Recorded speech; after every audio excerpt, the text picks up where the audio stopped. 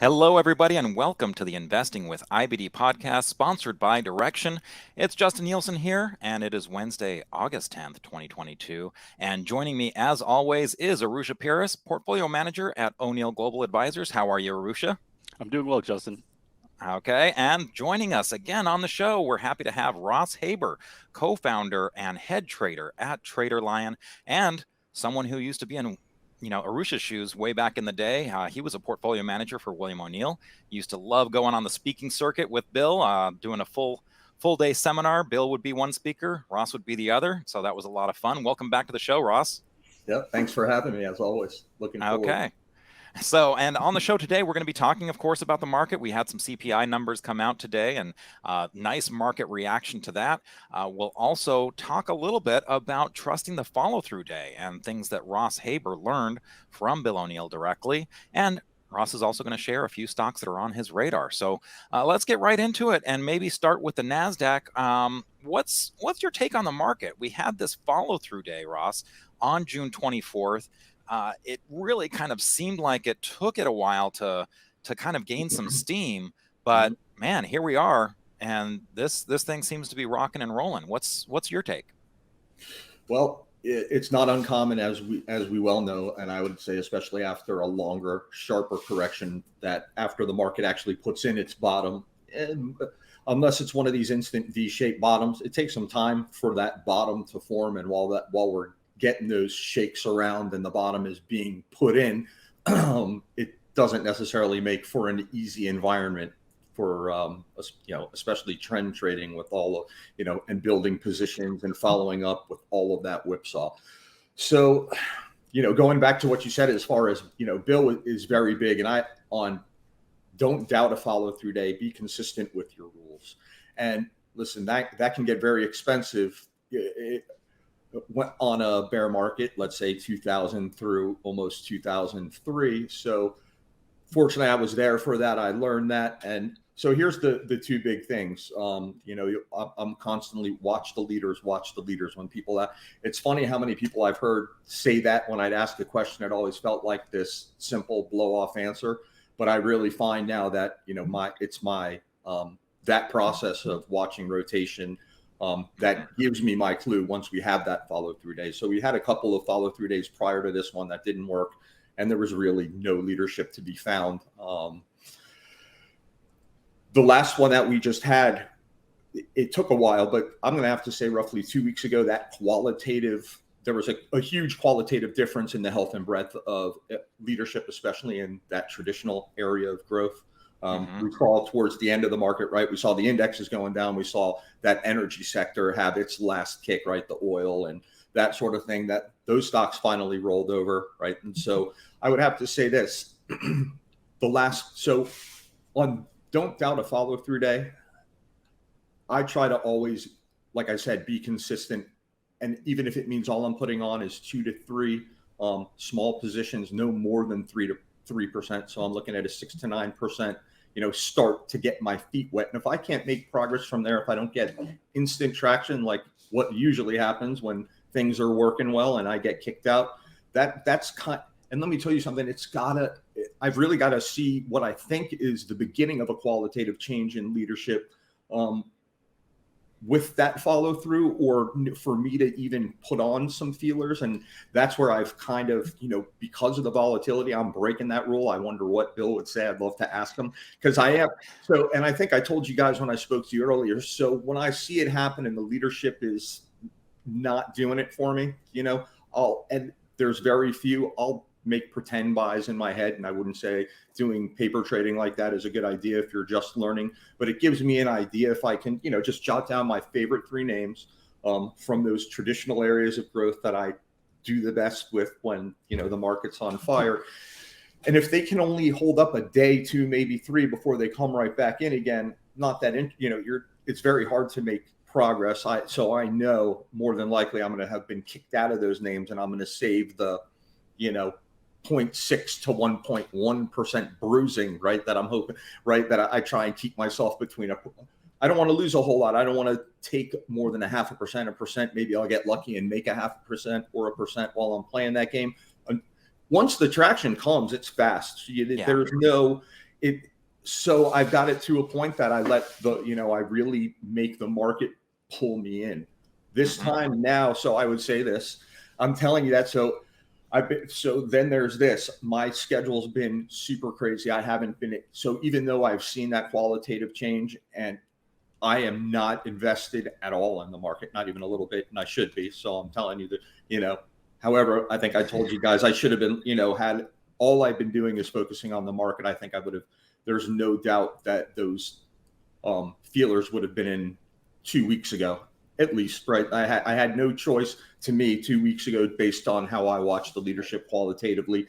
My everything that sets off my radar went off, that says it, and then I would have started I never changed it. I'll start 2 to 3 small, 2 to 3% positions. And then you get once that feel and everything starts to broaden, you can get long pretty quickly. And that obviously will be easier, right? With experience. I didn't go that quickly in the beginning. And now I've seen. So Ross, let me ask you this. So where's some of the leadership that you're seeing, or were seeing a couple of weeks ago, just to give you an idea that, okay, maybe this market was broadening by a little bit?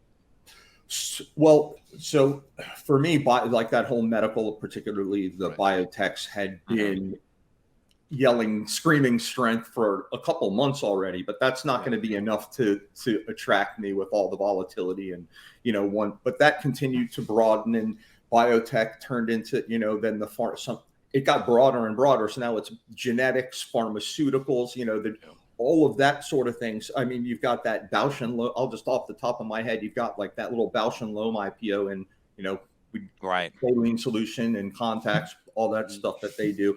I mean, as we discussed before in one of the names, I mean, the biotechs, and a lot of them don't have earnings, but like the KRTXs and KRYSs of the world that are a little wilder, I've had my eye on, but it doesn't keep me away from VRTX and AMGN. And that's another thing. The big, I've seen a lot of big cap starting. So not only joining these, the Amgens, the REGNs, the BMYs. If you look now in semiconductor area, you're seeing a whole resurgence there, PLAB, KLAC on that big cap side. Some of the, more mid cap growthier names. You got GFS, PI, just off the top of my head.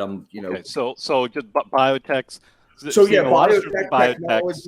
Semiconductor a little bit. Yeah, semiconductor a little bit, kind of coming off the bottom here. And software coming off the bottom. So that whole technology thing. So semiconductors, a little bit of the software in that software. You've got some newer, early up the right side kind of things, like a Duolingo, a GitLab, that I think we mentioned BRZE last time we were talking. That's not making a whole lot of progress. Samsara, IoT, UDMY, stuff like, I've got my eyes on stuff like that coming up the right side. That's new, that still has some potential. And then there's a lot of the stuff that's just, I don't want to blast you with a list. So and I think that's good. I see technology broadening. I see medical healthcare, what have you, broadening. And then a lot of the stuff that is the new cores, the STLDs, the metal, some of the oil, some of the ags are also coming back. You've got transportation, trucking, airlines, right? So you got Bank of America and Goldman Sachs now pushing up above those averages. So to me, before we had a couple here, a couple there. Now we're broad enough and wide enough that I could see from here. Do I believe an uptrend is sustainable from here? I don't mean it's going to be sustainable straight up from here, but I don't think at this point, I think, yes, we could bounce around, but I'd be surprised to see us undercut that low. Well, so, you definitely, in kind of just talking about all these different industry groups and sectors, definitely seems like an improvement in breadth, but they're really in different positions in a lot of cases. You mentioned like the semiconductors and some of the computer software, which, I mean, some of these are just getting back above their 200-day moving average lines. And then on the other hand, you've got, some of the defensive names like Hershey, which is super exciting, right? I mean, that's like, your classic pattern, in some of those, Kellogg's and Post, those are kind of in your classic patterns with the relative strength that's higher. And then, again, you've got a lot of the biotechs, as you mentioned, not just the thinner names and the more volatile speculative, but those big ones. But some of those have started getting into trouble. Eli Lilly just, crossed under its 50-day moving average line this week. So is there a rotation happening here? What should people be looking at? Should they be looking more at those bottom fishing ones? Because that seems like what a lot of the strength has come off of. There, we can talk. So ALNY is another one that's out of position that just blasted up the right side and out. But that I'm keeping an eye on for a buy point, right? That's to me a huge institutional blast of volume and demand there. I think there's a lot that's just already broken out and left already. And so I'm excited to see a lot of this stuff off the bottom, building those right sides with the early demand, because this is where I guess I'm hoping to see the rotation eventually make it, right? So, DUOL, that is not something I would have even had on my watch list, let's say prior to 2010, but now off the bottom along with, that group so it was another one of those IPOs that kind of got mushed down by, when it came out, as the market was not doing so well. And so I've got my eyes on a lot of, stocks like that I think may have potential coming up the right side, as, the bigger ones have already, started to go. So I guess the question is now, I mean, we've come off the bottom quite a bit and, made a lot of progress. We still haven't gotten the market back up to the 200-day line yet. And, some of the indexes were kind of pausing at their June highs. The NASDAQ was kind of the first to break above it. So is it too late now? Did you kind of miss the entries? I go with what Bill says, right? We're buying the leaders. We're not buying the market. I've noticed on some of my best days are on big down days in the market. Sometimes I had a great day today, whoever it may be, on an up day, and I lost money. So just because the market may be extended, focus on the leadership, that group, because the market could be extended and it doesn't have to yank back in. It can work its way sideways or drift in, as so rotate. It's ultimately, what Bill always says, you need at least 2 or 3 solid industry groups, preferably with a fundamental theme driving those groups higher, breaking out of early stage bases. And then you need at least that, right? According to him, to sustain that uptrend. And then you hope that it gets broader behind. So to me now, it's gotten broad. I mean, all the way, like I said, from transportation to the financials kind of joining, even though that's not the way. Those aren't the stocks that we would buy, not that it's not the way. And I would also say this, a little bit of sentiment from the point we saw that 9.1 CPI. I think the market rallied, right? We're through earnings season. Market's gone more or less pretty straight up. Most of the S&P 500's already reported. So bad news has been kind of been ignored. We're pushing, and stocks that typically, it's not surprising to see finally Goldman Sachs, Bank of America, blasting off the bottom through some long-term averages in a rising interest rate environment. But look at the residential home builders. They've rallied the last, since the market bottom right before the follow-through day. So not that I'm interested in buying any of those, but I watched, DHI, LEN, those stocks in a high, inflationary environment where the Fed is jacking rates 75 basis points, 100 basis points. I've never seen that before. It used to be 25 basis points this meeting, maybe 25 the next meeting, nothing. Yeah. Then 50 basis points, you used to send the futures into lock limit. Now I've never seen 175 basis points in 2 meetings. That used to be 8 or 10 meetings. Mm-hmm. Yeah, well, chances are none of us probably saw CPI at 9, though, too. So. Yeah, that's true. So, these are unusual. We were a little young to have that matter for us. Yeah. And so the rising interest rates crush earnings, and not to mention that, the builders, those. So when I see, all of these things pushing up despite, so now I like it. It's like the wall of worry. I had my friends call me, this happened. Can you believe this happens? I'm like, does it make you scared about your stocks? He's like, yeah. I'm like, perfect. Right. The bottoms happen as the news is the worst. Right. So I was actually really happy yesterday. One of my buddies called me panicked, So the more panic phone calls you get, I do. I like it now because as long as the panic phone calls come along with what I consider broadening leadership. I mean, I can give you the AMLX, ACLX, PLRX. Those are your risky little biotech names, but I mean, to me, that's your strongest group, RX, DX. So I'm watching these things early up the right side, and there's a ton of them. I mean, I'd be happy to clean up my watch list and send you a spreadsheet to share. It's my pleasure. Okay. Well, when we come back, we're going to get into a little bit more of the kind of the details and the big overview of how you handle the follow-through days and what the kind of ideal situation is for you and why it's so important to trust those follow-through days. Stay tuned. We'll be right back. The Direction Hydrogen ETF offers exposure to the top 30 pure-play hydrogen economy companies by largest market capitalization, leading the way towards net zero emissions by providing more accessible, efficient, sustainable solutions across 5 hydrogen-related subthemes. With clean hydrogen-based energy expected to grow 5 times in the next 30 years, companies building hydrogen-related businesses to generate power, heating, transportation, and more will likely thrive.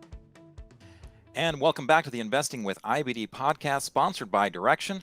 It's Justin Nielsen here, along with my weekly guest, Arusha Piras, and our special guest this week is Ross Haber, co-founder and head trader of TraderLion. So, Ross, you kind of got into this a little bit with the current market. This whole idea of the follow-through day. It's not just about the follow-through day itself, but it's also about having that merchandise to buy. So, talk a little bit about what you've learned, through your many years of trading now, and how much emphasis you put on the follow-through day itself and all of these other indicators. That's a great question. And I would say this, I look at the follow-through day that we up at least X, 2%, 1.7%, whatever you want. Volume's got to be bigger between day 4 through 7. Whatever, we all know that. So that's the quantitative part of the equation. We can all learn that, and once we learn it, and you'll never miss that. But the problem with the follow-through day is, while they've shown up before every major, bull market or uptrend in history, not every follow-through day leads to a new bull market. Some fail. So the difference between the ones that fail and don't fail come down to the health and breadth of the market's leadership. That's your the qualitative side. So I think the market follow-through day is just that actual follow-through day that we saw. I think, what was it, a 5th-day follow-through on the NASDAQ and S&P 500. Leadership was very tough to be found. I mean, my watch list was near, its low number of names for the year, and what was on there was pushing it. I mean, I think there were, I do a report once a week. I try and have, 10 focus stocks. There were times where I had 1 or 2 at the top, and that was just so I had, and it wasn't even buy these stocks. It was, this is where I would begin a watch list. Right. And these aren't, so we've gone from that, to a big, from the way I follow things, qualitative change in leadership, especially the breadth. We're not seeing a whole bunch of traditional leaders in that perfect spot, within 15% of, we're still very early, but there's a huge difference between what's on my watch list now and what was on my watch list. So it's that qualitative half that has to be there. So yeah, so Ross, I'll just jump in here. It is really kind of the underneath the surface. You're seeing that strength, right? But so one thing that, and we've all gone through this, and I know I'm assuming a lot of the listeners, or a number of the listeners out there, have go through this too. When you have a few failed follow-through days, right? And so we've had 4, I think, this year that have failed. How do you keep that faith, right? That you keep kind of that objectiveness. You don't let the recent history affect you. How do you keep that faith and say, you know what? It is another follow-through day. Let me start, building up that watch list. Let me start taking those small positions. Even though those other 4 times I did it, and I just kept getting nicked. I try, yeah. So I try to keep it as close to card counting as I can, like the rule. Okay. So that hot deck, I guess my hot deck rule. So we've got a follow through day, and obviously the quality of the follow through day matters when it happens, that sort of thing. But at the end of the day, if you gave me, I'd rather have a weak follow through day with leaders that are, making me want to get long before it even like I'm telling Ray, hey, Ray, we're going to follow through. I know, look at the leaders. Right. Yeah. We've been in those cases.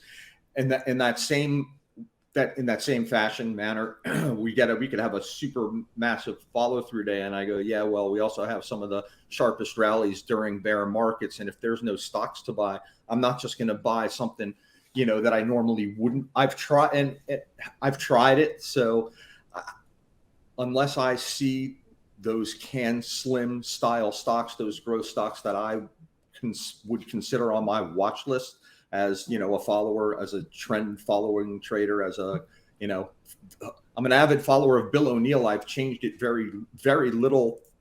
I've changed nothing. It's my perspective on it, right?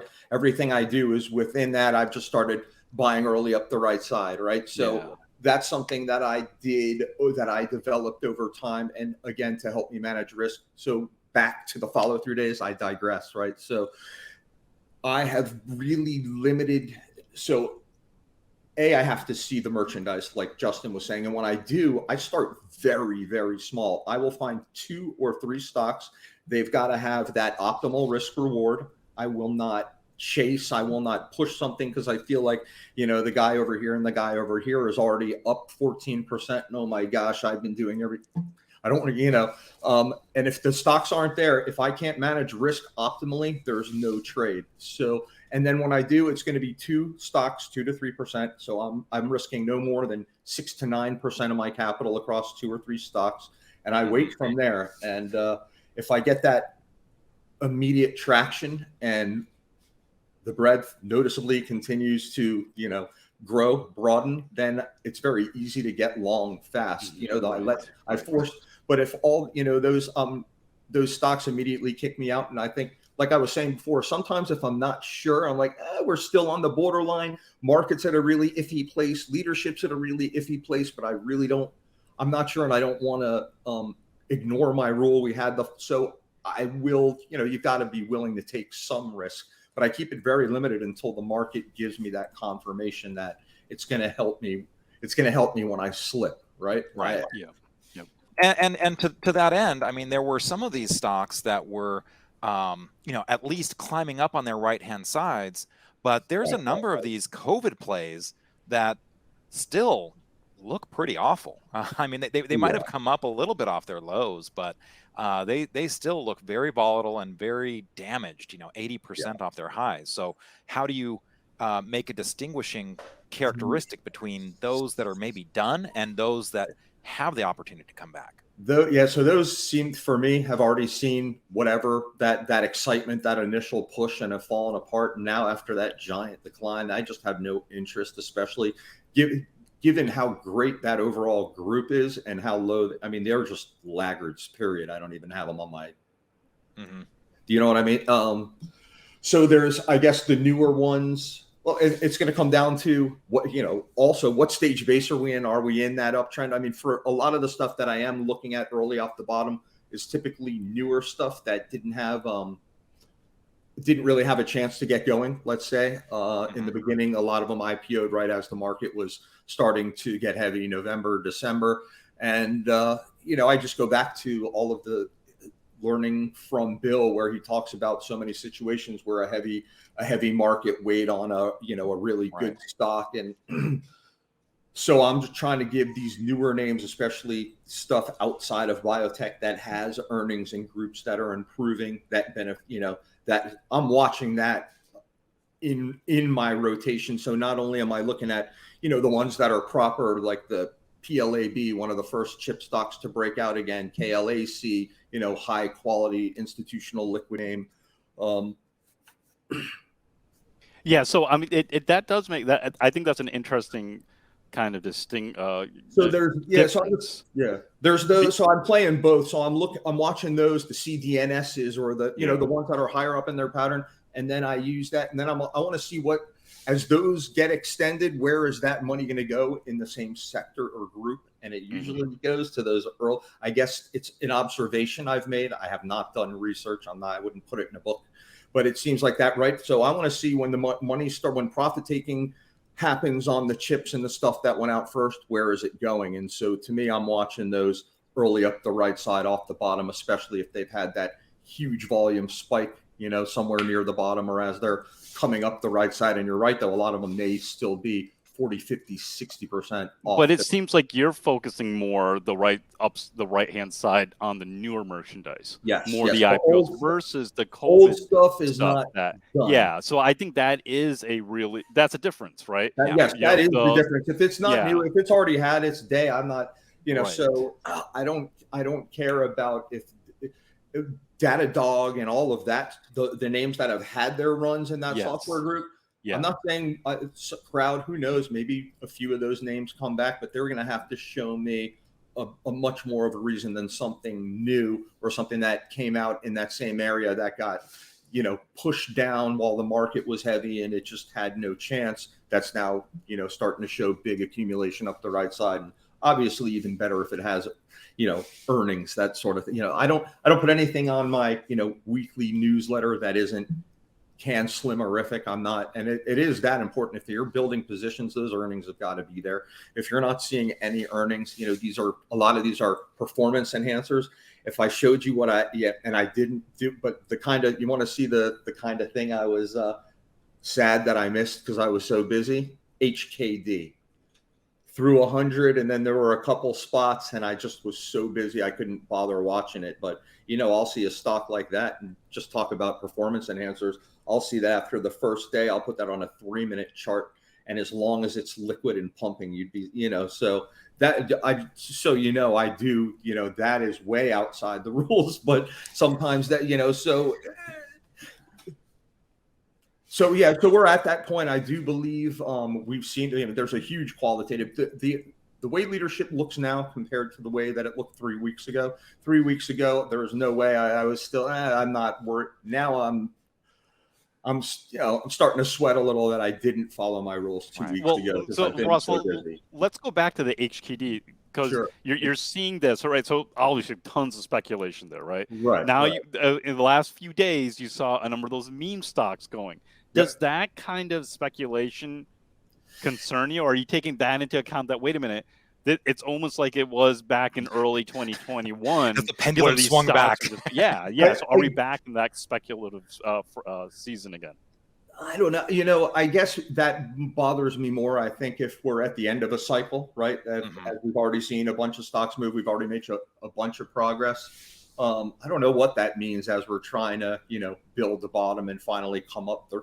Like you said, we're still below the 200-day on all the averages. The one thing I pointed out, I think in my letter over the weekend, is if you look at the one that's through its declining tops line, if you start at the very high end, you finally got the Russell up through there, right? Which is encouraging. So now it's that, it's a very simple thing I want to watch. Is the NASDAQ and S&P 500 going to follow the Russell up through their lines, or are we going to have, which would be a confirmation of that divergence, or are they going to roll over and then, you get the fail? So that's something I'm watching as well.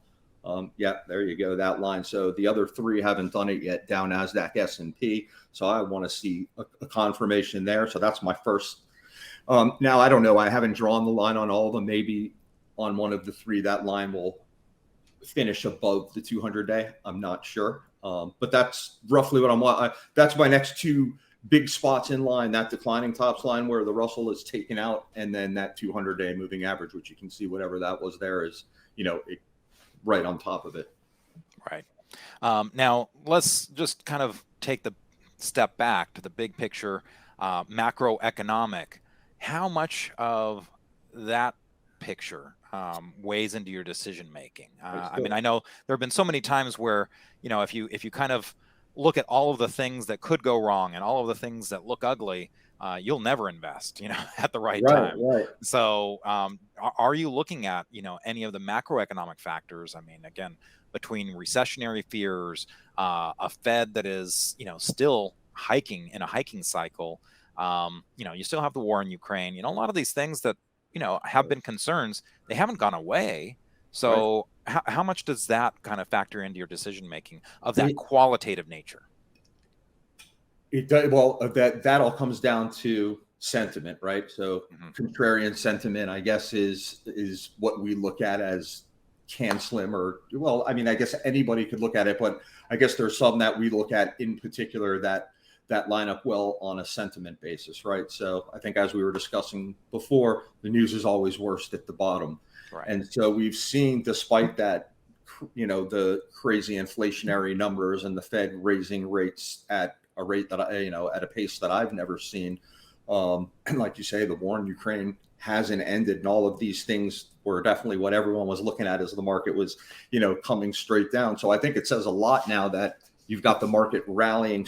Even 9.1 didn't shake the market. That 9.1 CPI didn't do it. The Fed raising rates at 75 and 100 basis points eclipse, not doing it. The fact that the Ukraine war is still, and we just keep on rallying, right? We've had most of the S&P 500 report now, earnings season, so most of that's out of the way. So, did we speak about this earlier in the show? I had one of a close friend of mine who's in the market call me up, a bit panicked yesterday over news, and I'm like, perfect, right? That's exactly what we want to. So the wall of worry, I think, is I'm looking at that as a wall of worry now. So now, as I watch negative news come out and the market really unfazed, I love seeing that. Yeah.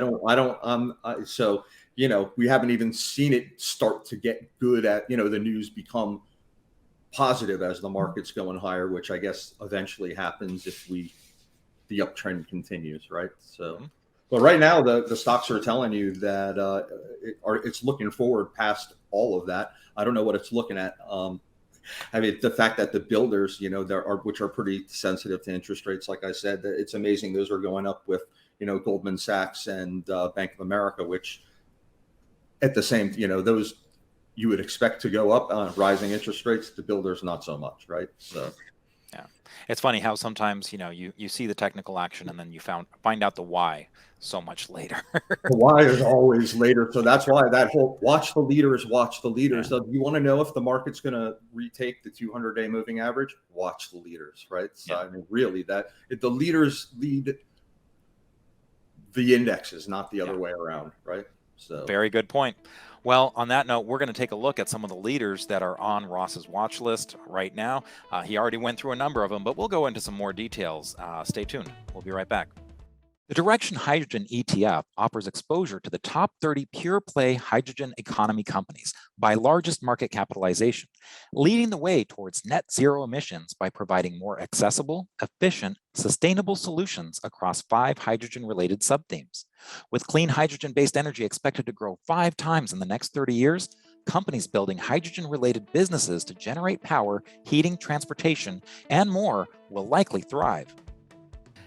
And welcome back to the Investing with IBD podcast, everybody, sponsored by Direction. It's Justin Nielsen here, along with Arusha Pierce, my weekly guest, and Ross Haber, co-founder and head trader at TraderLion. He's already thrown out a number of stocks, but let's go ahead and dig a little bit deeper into some different areas. And why don't we start with one that we've been watching for a while here, Cadence Software. The ticker symbol on this is CDNS. This is one where, when we were talking about that, the stocks that have set up and kind of got above their 50-day and 200-day lines first, Cadence Design was among them. So what are your thoughts on this one, Ross? It's one of your more classical situations right now, I guess, in the tech arena. You've got so design. So I'm drawing a blank on what the other company is that does pretty much the exact same thing. Synopsis. SNPS. There you go. Yeah. Thank you very much. So, but anyway, this one's got, it's got the phenomenal earnings, that weekly chart to me, base on base action right there. Nice. So even though, on a daily chart, it might seem a little extended, right up near that high, we've got, we're building a little handle there. If I'm not mistaken, it's hard for me to it's a little small what I'm looking at, but yeah, I mean, it's just one that has been coming up as and obviously first, because you can see relative to where the market is and a lot of the other names that I've thrown out there, which are, as much as 40 to 60% off their highs. This one is a proper base breakout that you would read about in, Bill's book. So that's why it's on here. It's been a proper steady chugger. It's got the confirmation in the group. And so, you could have bought it early up the right side, but there's nothing wrong with it here. It can go on. As we well know, on that weekly chart, I always look back and see the kind of run it had prior and assume that will be what it does going forward until it doesn't. So Ross, where would it have been a good place for you to buy it if it was coming up the right-hand side? There you go, right there, that declining tops, right? Okay. That perfect. And so if the volume is, that will get me in, especially if that's the only stock in the group. No, but if I see the whole group doing it and the synopsis moving along with it, so it can't just be the only stock, right? Okay. I don't care how good it looks. It can't be alone. Now, I actually, that's exactly where I was thinking of buying it, and I didn't pull the trigger because it had earnings, coming up in just a few days. How do you handle earnings, Ross? If I love a chart, I will risk buying it. I don't think I'll buy it the day before. It's too much, but 2 or 3 days before, if I feel like it looks like it can give me, and what I do, I want to look and see, the expected move, but anyway, I will options market. Exactly. And it's rarely you'll get lucky enough that you get a big enough move to actually hold through earnings 2 or 3 days later. But sometimes you will get, if a stock is setting up and, it'll frustrate you like crazy. It breaks out into earnings and then it gets all extended afterwards and you waited and you missed it. So there are those times if I can manage risk really tightly and I love a stock and it's got that powerful look to my eye, I'll buy it 2 or 3 days before just to, I'll buy it, if it's 2 days before a day going in, and it depends where I am. Are you with me? So I play it by ear, but I will play them that close, a week before. Now I've got more time if it's a really good looking chart. And if I'm wrong, I'm wrong, right? It's got to be something to go, I'm willing to be wrong. I'm limiting myself. It's almost like an option, right? Because I'm not holding it if I'm flat or down a little. How much do you have to be up? It's gotta at least be more than that expected. Okay, got it. Okay, right. Otherwise, I'm taking profits into it, or if I'm close, maybe I'll keep half. Right, I play that. Yep. And it was tough because again, I think what you're saying basically is, when it depends on where you're at in terms of, hey, are you making progress for the year? You can get a little bit more aggressive when you're playing with house money. And for me, at that time, I wasn't playing with house money. So it was kind of like, oh, and then I just watched this thing go up without me. Now we had kind of arguably a handle up here. And today looked like a breakout, but man, it just reversed and kind of closed at the lows. Does that bother you? It does. But I've seen enough to, it's not going to bother me until it actually, breaks. And it's also why what's made me a huge fan of the early entry, right? So what I like to be doing up here is adding and then maybe pyramiding my final position on at the breakout where I used to begin, right? Right. So that's my goal. And then if you're wrong up here, you've got a little house money to play with. But otherwise, then you've got to keep it tight, right? So when you're ideally, right, the scary part is like the average, human nature goes, wow, that's already had quite a push up there, right? We all know would rather buy something, and there's quite a bit of air, but you've just got to operate within logical. What do I call tight logical sell stops? You don't want a tight sell stop. I'm only going to lose 3%. That and I can't see here. I don't know. Is there? I believe the 10 days right underneath it, right? Yeah, this is the 10 day. Yep. So I'm going to pick somewhere in there, whether it be a shorter term moving average or here, let me pull it up on my screen. Yeah, if you it's like 2% below a prior, or a prior price level. But I'm just going to keep, to that right, in and around that 10-day moving average. If that's too far, I'll look for something, but it's got to be very manageable for something. If I feel like I'm getting in up here, and it's all it would take is one bad day in the market or bad day for software stocks to make me sorry that I started too big. So that's always in my mind. I wouldn't put on a full 20 or 30% position of CDNS here. I'd be working my way in as it continued to hold short-term moving averages and continue higher, or whatever it needed to do for my trade to still be in effect, right? And then I try. So this is a way that I haven't bought any early I'm watching here. Maybe I'll, depending on how it acts, if it were to start to make a flag, really light volume, and it's closer to it, I might start anticipating the breakout as long as I can buy very close to that 10-day. Are you with me? And I don't, forget earnings. I don't know where earnings are on this thing, all of that stuff out of the way. I'm basically, so if it's a stock that I feel like I have to own, I'm going to figure out a way to, work my way in there and hoping that I can get something on before it breaks out, if that's what's going to. So yeah, today's failed breakout is not super exciting, especially on a stronger day in the market. But I've also seen that. I can't tell you how many times I've run away from a stock like that, and it's fine. So, and maybe talk a little bit about the fundamental story. Like not the story, but the numbers. This is one where, it's got a 24% EPS growth rate with an earning stability of 3.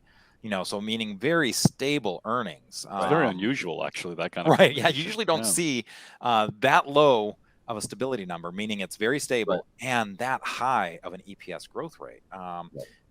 Is the fundamentals coming into this picture at all, or are you just really kind of focused on the technicals? Oh no, the fun. I mean, that wouldn't it wouldn't make it on my. That's from top 10 as well. It wouldn't make it on there if it wasn't for the fundamentals. I won't.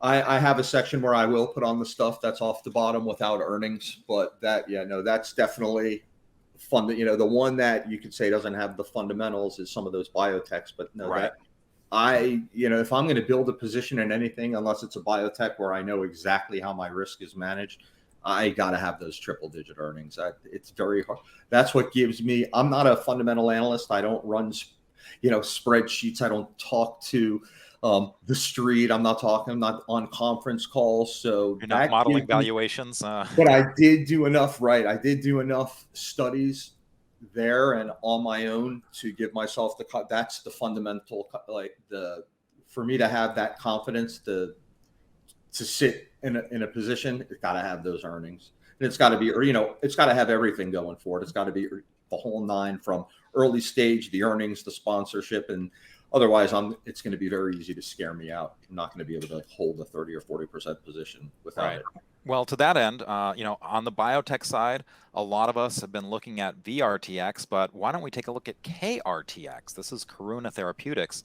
And you look at the numbers here and it just doesn't have them. So what is it about you? What is it about this that attracts you? And again, when you're managing risk with something like this, how deep into, with the biotech, how deep into the pipeline and how much, I guess, how many things they have in the pipeline, so that if bad numbers come out on a clinical trial or an FDA approval doesn't get out there, I mean, how do you manage risk when something gaps down?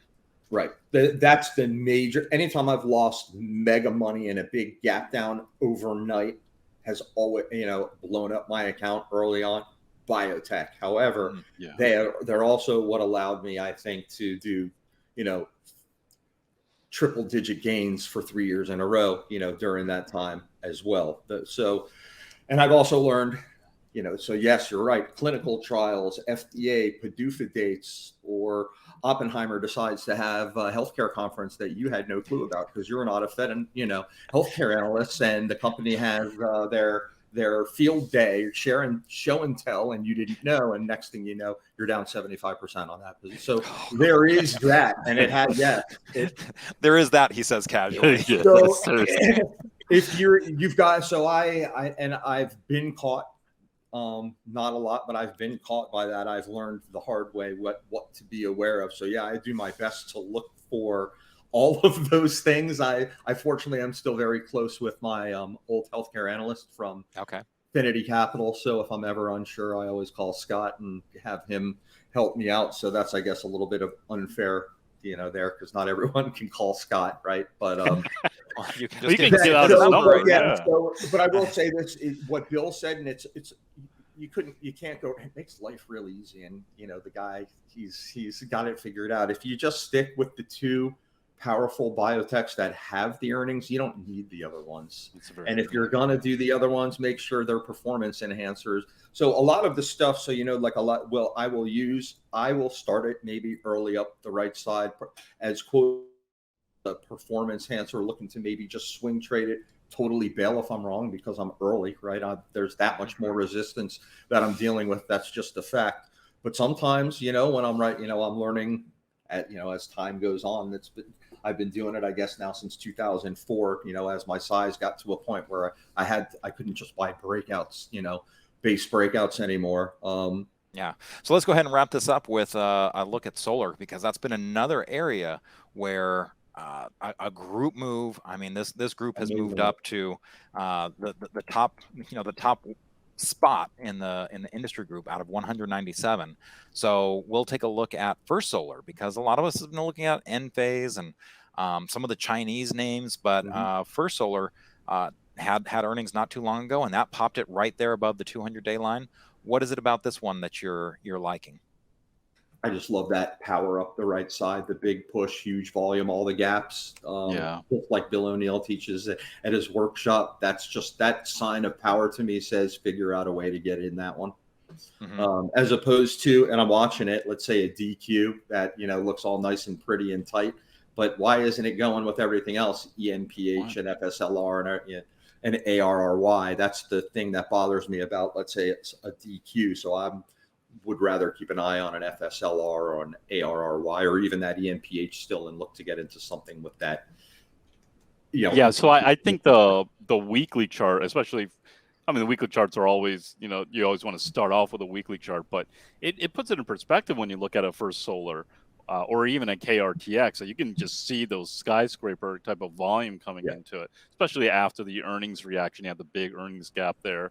And so kind of like what you're saying, now find a way to get into it when it settles down. Right. And KRTX also, I love the chart. I loved the chart. I never touched it up there. And I'm watching biotech explode. KRTX starts to go on volume. It's almost the risk reward at that point. You have to do it. And I didn't. And trust me, I wish I had the time and I was there to pay attention. So, that's one I'm kicking myself for. I mentioned HKD. I did that. That's for fun. I watched that. Would I trade that? Absolutely. That's definitely not something I'm recommending. I said that just so you know more but a KRTX is something I'm kicking myself for not owning any of. So getting back to the First Solar, I mean, what are some of the other characteristics you see here that you like? It is built on the right-hand side of the base. It's very powerful. But what other stuff? The group, man. When I see the group, that biotech move, the solar move, and a lot of times I'll see solars going, and maybe it'll be one or two, and then the group. This is like the most powerful group move where you're just, along. And we've also got, like Justin asked, the macro picture. I don't watch a lot of it, but I know the government just decided to pour a ton of money into solar as well, along with semiconductor chips, somewhere 300 and 400. Yeah, a lot of money both. And so, that I pay attention to that as well. We've got a White House that's very pro new, green energy. So you've got all that going on as well. And the stocks there's huge demand. When I go through and I look at just those stocks we mentioned, ENPH, FSLR, ARRY, that's not Grandma Tilly. Those are the stocks that Bill is showing you, like, this is the elephant getting into the bathtub. This is what they were super strong early along with biotech. And although it's not as big of a group, it's still showing that clear strength. So if I didn't own any there, I'd be trying to figure out whether it be ENPH or FSLR. Maybe it's a little of each. If I want solar exposure, I'm going to buy one or two, maybe three of those stocks. And, if I wanted 30% solar exposure, maybe I'm buying 10% of each instead of betting it all on one. Okay, and just as a reminder, Arusha has been marking up these charts, and you can see that on our video version, which is at investors.com/podcast. Ross, I really want to thank you for joining us again. Very useful information on how you handle the follow-through day and all of those elements, both the qualitative and the quantitative. So thank you for sharing your knowledge with us. Thanks for having me. Absolutely. And on the show next week, we are going to be welcoming Omid Malikan. He's an adjunct professor at Columbia Business School, and he's the author of The Story of the Blockchain, a beginner's guide to the technology that nobody understands. So with cryptocurrency kind of heating up recently, it'll be really interesting to talk with him and find out his thoughts on this emerging technology. So hope you tune in for that. Thanks a lot for joining us today, and we'll see you next time. Make sure to subscribe, rate, and review our podcast if you haven't already. We'd really appreciate it. You can also send us your questions and comments to investingpodcast@investors.com. We would love to hear from you and may use your comments on an upcoming episode.